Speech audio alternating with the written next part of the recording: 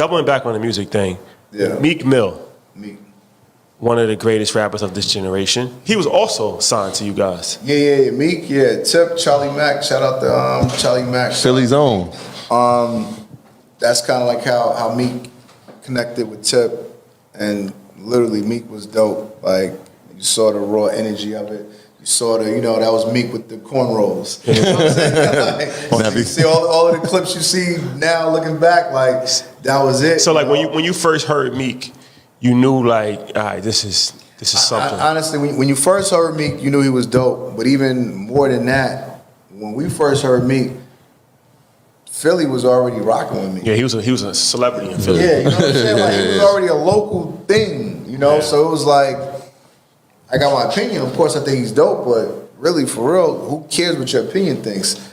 His backyard loves him right now. Yeah. It's only a matter of time before it works, And to me, that's what I feel like with artists, man. You want to get in business with an artist. I look at an artist as like a founder of a company, and you want to invest in someone that's going to make it with or without you. Period. You know what I'm saying? Like, if it's somebody that, you need me for this, need me for that, it's a hard investment. But if it's somebody that, like, trajectory-wise, like, you see the energy, you see, like, it's only a matter of time before he makes it.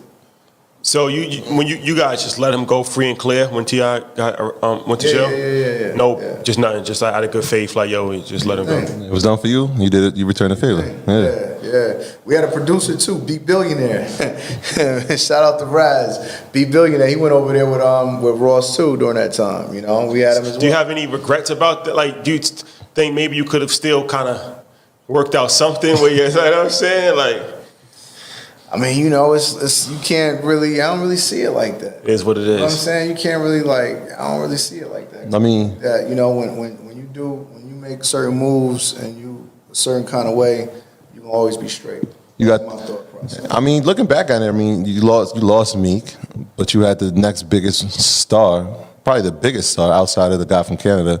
Well, speaking of that, we'll get there in a second. Yeah, I mean, so it's interesting too, because I feel like in the music business, we spoke about this with Chris Gotti, where it's like it's really just based off of your opinion, right? There's really no set rhyme or reason. Like, this person is going to be a star, this person isn't going to be a star. Sure. It's just kind of like you said. I mean, you can kind of gauge it off of like their buzz already. Yeah. But outside of that, as far as like gauging the quality of music or like the star status, it's really just your personal opinion. Sure. And sometimes it works out, sometimes it doesn't. Absolutely. So Drake, when you was introduced to Drake and you could have signed Drake, what's the rationale why you didn't sign Drake? Shout out to Drake. Shout out to Drizzy. Shout out to Drake. First and foremost, let's say this. We was going to Toronto a lot. We was doing stuff in Toronto, and before Drake, Canada was a different world. That's a fact. We was there. We was there. We was there. That's a fact. That's a fact.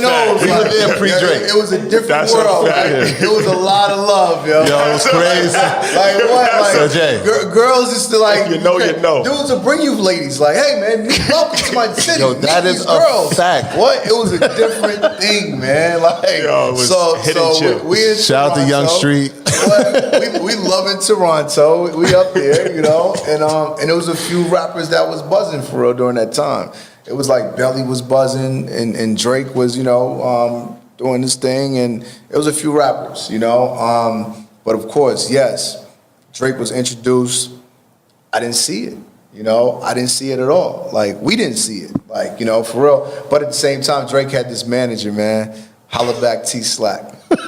That was his name. I don't know where he at. Shout out to Hollaback T Slack. I always wondered what happened to him, for real. Because Drake, he had this manager, and dude used to like go hard, but kind of be a little bit annoying too, for real. Yeah. Like, yo, what's up? This Hollaback T Slack. Like, you know what I'm saying? And that's why it's a fine line between like persistence and being a pain in the ass. Yeah, that's a fact. You know what I mean? And homeboy used to teeter that line for me. So that and it's all love. Like, shout out to him, and but it's just real. Yeah. Like, so for me, in my experience, that was another factor in it too. Like, oh shit, Hollaback T Slack. You about to call me again? But shout out to Drake. Like, yo, he went, and obviously, I'm sure he everything went perfect for him. You know what I'm saying? But when you went in it, everybody got a story about who they missed out on. Yeah. It's like, when you in it and you focused on your hustle, I'm gonna miss out on somebody else's hustle. Yeah. You know what I'm saying? So you can't never think about And like it. you said, at that time, it's like he has an afro and he's Jewish and he's doing Degrassi and he's he's the singing. first. Singing. Yeah, I told you off camera, like even I read Jay Prince's book and Jay Prince was like, he didn't understand it. Like when his son was like, yo, he gonna be big, he was like, whatever. But like, you know what I'm saying? Like, he didn't. I guess, Junior. He was like, and that's all credit to Drake, right? Drake changed like hip hop in that regard. Like, cause for real, looking at it, there was nobody from Canada that was popping. Nope. There was Cardinal Official. Yeah, Cardinal Official. Cardinal Official. Cardinal Official, Shout out to Toronto him. legend. Shout out to him, Toronto legend. But that was like the biggest rapper that we had seen up until that point, you know. So it was just like, yo, Drake had like a butterfly collar. It was just like you didn't see it. Like, I don't know, like No you know? mustache. Yeah, like he was young, but shit, he bounced back, but came back through. The country of Canada needs to make him like an official ambassador. Like, because it's like not only did he change the course of music, the Raptors all of a sudden became NBA shit. Like, Bro, the whole culture changed. Drake is everything for Canada. You No. kidding me? Yeah. Like, After think about him- look at the plane that they give him. Like, Yo, that's the hardest plane out. Look at the plane, man. What I tell you, right? The message at the bottom is if you're reading this, we left. That's hard. That is a hard message. Yo, Drake is like the president of Canada, bro. After him, you got- he is straight. He became the biggest music star, and then he got replaced for a second by another guy from Canada, Justin Bieber. And it's like, yo, when did Canada? No, You said Justin. replaced. Drake never got No, never pop got star. replaced. Pop, Whatever no, for that. no. Whatever Pop for star. Pop star. He's the biggest. Justin Bieber at a point was the biggest pop star. Yeah. But they, I mean, But these I guys wouldn't, were, I wouldn't use the term replaced. No. as a pop star. He got joined. Joined. Okay. Language is important. That's fair. Language is important. He got joined by another rap star. Then they started getting #1 picks coming from Toronto. I'm just like, yo, what? And then the weekend, Pop, Crazy. Yeah, like Belly. Drake. Tory yo, Lanez. He changed Toronto, bro. Never Fact. seen it. Like that shit used to be like. No, I never seen it. We was in Toronto before Drake got popping. Before. Like you said, you go to the club for $5. Like, you know what I'm saying? Like, it was crazy. I came back and it was like New York. They're like, bar tab, 150 for the like, yo, used to be it's great crazy. Toronto.